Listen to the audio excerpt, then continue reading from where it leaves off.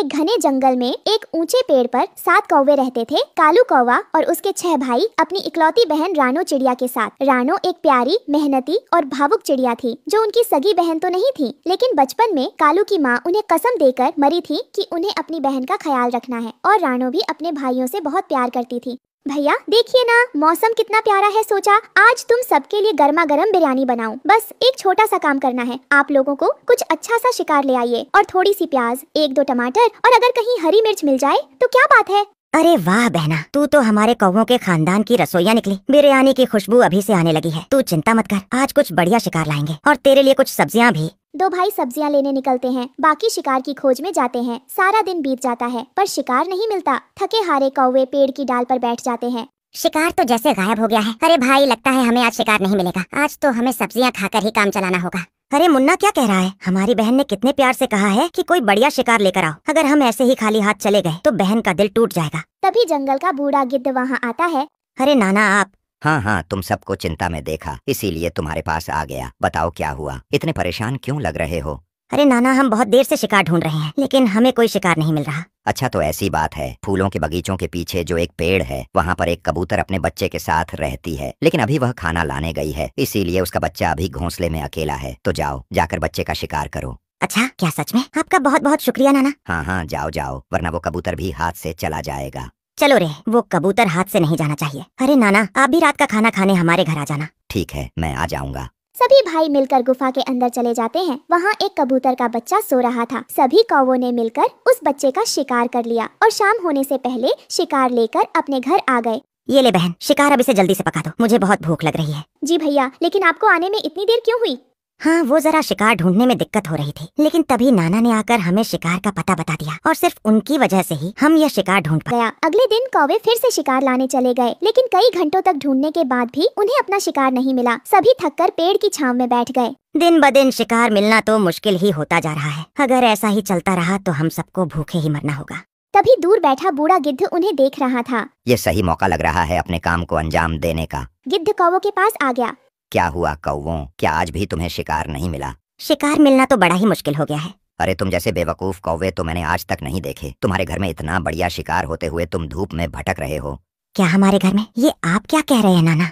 तुम्हारी बहन तो खुद सबसे स्वादिष्ट शिकार है। कल उसका खून खाने में मिला था ना, कितना स्वादिष्ट बना था। भाई चौंकते हैं। बड़ी ऊंची बात कर दी नाना। हम आपकी उम्र का लिहाज कर रहे हैं, इसीलिए आप अभी तक यहाँ पर खड़े हैं। अगर आपकी जगह कोई और होता तो उसका सिर धड़ से अलग होता इसी वक्त।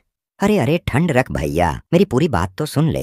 लेकिन उनमें से एक भूरा कौवे को गिद्ध की बात अच्छी लग रही थी। अरे नाना, क्या कहना चाहते हैं? पहले वो तो सुन ले, आप बोलिए नाना। अगर कुछ बूंदों से इतना स्वाद आया, हाँ जरा सोचो कौवों, अगर तुम्हारे बहन की कुछ बूंदें उसमें गिर गईं तो वो कितना स्वादिष्ट लग रहा था। और अगर तुम्हें तुम्हारी पूरी बहन ही खाने को मिल जाए तो वो कितना स्वादिष्ट और पौष्टिक होगा। और वैसे भी वो तुम्हारी सगी बहन नहीं है। नहीं, ये गलत है। धीरे धीरे सभी भाई गिद्ध की बातों में आ जाते हैं, सिवाय सबसे कालू कौवा के। अगली शाम सभी भाई घर लौटते हैं। भैया आप लोग इतनी जल्दी? बहन चलो अंदर, हम सबको तुमसे एक जरूरी बात करनी है। जैसे ही रानो घर के अंदर जाती है, भाई उसे पकड़कर रस्सियों से बांध देते हैं। भैया ये आप क्या कर रहे हैं? बहन हम मजबूर हैं, हम सब मर रहे हैं भूख से, तुम ही हमें बचा सकती हो। नहीं, ये पाप है, मैं ऐसा नहीं होने दूंगा। तो तू भी भूखा मरेगा हमारे साथ। जा, भाग जा, अगर तुझे इतना ही दुख है। रानो को रसोई के पास लाया जाता है। आज की दावत का नाम है रानो बिरयानी, लेकिन क्या तुम में से किसी को खाना पकाना आता है? नहीं नहीं, हमें तो नहीं आता। अरे हट कैसे कौवे हो, खाना तक पकाना नहीं आता? एक काम करो, तुम किसी भरोसेमंद को छोटे पंछियों के जंगल में भेजो और किसी एक पंछी को जो अच्छा खाना बनाता हो उसे ले आने को कहो। मैं लेकर आता हूँ भैया। इतना कहकर कालू छोटे पंछियों के इलाके में चला गया और एक पेड़ पर बैठ गया। अरे अब मैं किससे मदद मांगू? अगर मैं बावर्ची ले गया तो सभी भाई मिलकर बहन को जरूर मार देंगे। हे ऊपर वाले, अगर मैंने आज तक कोई भी अच्छा काम किया है तो मेरी मदद के लिए किसी फरिश्ते को भेज दे। उसी डाल पर टुनटुनी चिड़िया का घोंसला था। अरे ये कौवा तो बड़ा ही परेशान लग रहा है, मुझे जाकर देखना चाहिए। सुनिए कौवे भाई, आप परेशान लग रहे हैं, क्या बात है? क्या मैं आपकी कोई मदद कर सकती हूँ? कालू कौवा सारी बात टुनटुनी को बताता है। क्या कैसे भाई हैं, भूख के लिए अपनी बहन तक को नहीं छोड़ रहे? चिड़िया, मेरी मदद करो चिड़िया। टुनटुनी चिड़िया को खाना अच्छा पकाना आता था। वो कालू के साथ बावर्ची बनकर चली गई। उसने जल्दी जल्दी कटहल की सब्जी बनाकर तैयार कर दी और सातों भाइयों के सामने परोस दिया। सभी ने बड़े चाव से खाना खाया। किसी को खाने पर शक तक नहीं हुआ। सभी को यही लगा कि वह उनकी बहन को ही खा रहे हैं। वाह वाह, यह तो उस दिन से भी ज्यादा स्वादिष्ट बना है। इतना स्वादिष्ट और पौष्टिक खाना खाकर मेरे तो शरीर में अलग ही ऊर्जा आ गई है। क्यों भूरे, सही कहा। कौवों ने खाना तो खा लिया था, लेकिन अब उन्हें अपनी बहन को खाने का पछतावा हो रहा था। भाइयों, ये हमने क्या कर दिया? हम अपनी प्यारी बहन को मारकर खा गए। नहीं, हम ऐसा कैसे कर सकते हैं? भाई, हमें क्या हो गया था? हम इतने क्रूर कैसे हो गए? जिस बहन ने हमें इतना प्यार दिया, हमने उसी को मार दिया। हमारी बहन हमें कभी माफ नहीं करेगी। कालू, तू सही कह रहा था, हमें तेरी बात मान लेनी चाहिए थी। तेरी बात ना मानकर हमने बहुत बड़ा पाप किया है। मैं अपने आप को कभी माफ नहीं कर सकता। अब मेरे गलती की एक ही सजा है, मेरी मौत। तूने अकेले नहीं, बल्कि हम सब ने मिलकर यह गिरा हुआ काम किया है। हमारी बहन तो हमारे पास वापस नहीं आ सकती, इसीलिए हम सभी उसके पास जाएंगे। सभी मरने वाले होते कि तभी रानो चिड़िया रसोई से बाहर आती है। अरे ये जिंदा कैसे है? अरे देख क्या रहे हो कौवो, मार डालो इसे।